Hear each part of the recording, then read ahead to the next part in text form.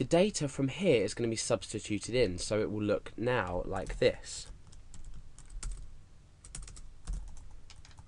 What we can then do, so the data's been substituted in through these variables, what we can then do is we run this query and it returns us either 0 rows or 1 row depending on if the username and the password match. So hopefully you understand that at this point. Now what happens if the user was to enter some values that actually modify our SQL query, which is here? So for example, let's say the username was single quotation mark equals single quotation mark or 2 quotation marks equals quotation mark.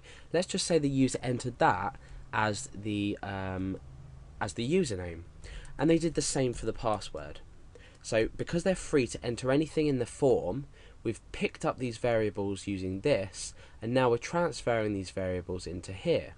So now username, let's just copy and paste over, that to there, and copy and paste that over to there.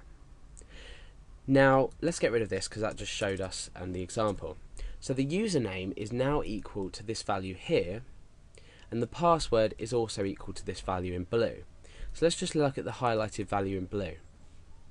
What this has actually done, if I take the blue away, you can see it's modified our SQL statement. So obviously our users of our website can't see what we're processing inside of PHP, but what they can do is fiddle around with the website until they can make a very good guess or an exact guess at how our SQL statement is structured. Now what this query reads is select ID from users where username equals nothing or nothing equals nothing, and password equals nothing or nothing equals nothing. Now nothing equals nothing, so that's true, and nothing equals nothing, so that's true. Therefore what we're doing is we're returning a row or a couple of rows. So let's copy and paste this into our database to see what results we get. Let's click go. Okay, so we've been returned with our 2 rows in our database, or our 2 records rather. So what we've actually done is, just by user input and me demonstrating user input, we're going to actually create the application later. What we've done is we've returned 2 rows now. So we've entered the password as this. Let's just go back to it. We've entered the password as this here, or the username as this here, and the password as this here, and we've now automatically gained access to this whatever registration system, however we're creating it. So this isn't always the case, it depends on how it's programmed. This is why we're going to go through an example program. So that's just basically a bit about PHP or SQL injection in general, but with PHP obviously it's the same vulnerability. So now we know what SQL injection is, and we've seen an example of it.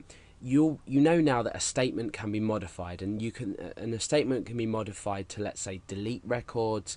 We're not going to go into anything too complex. This is just a representation of it, but we can do absolutely anything we want to our database, more or less.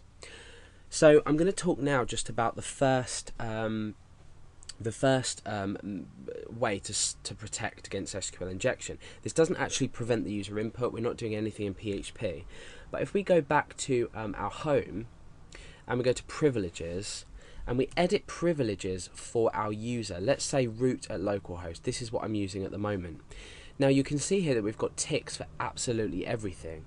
Now let's say we were creating a website and we were logging in, we were connecting to our server, and we were also connecting to our database and reading values from a database. Let's just say we were just reading values from a database. We're not creating anything, so we might want to untick that. We might not be altering anything, so we might untick that. So you can uncheck things that you might not want to do. So we might select, but we might not insert, and we might not update or delete, and we can get rid of all of these. So by getting rid of all of these, we've already limited our privileges for this specific user. Therefore, if someone was to come in and try to inject or change your statement server side to, say, delete your entire database, then they might not be able to do it because you may have unselected the privileges. So at the moment, because I'm working on a local computer, my privileges are set to everything, just in case, depending on what I need to do. So that's one way that you can protect against it. So only select the privileges that you absolutely need on the website. So if it's very rare that inside a web application you'd want to say drop your entire database. So you can remove this, or drop tables. You might need to drop tables. But you can untick specific ones. So that's something to think about while we carry on with our actual PHP code.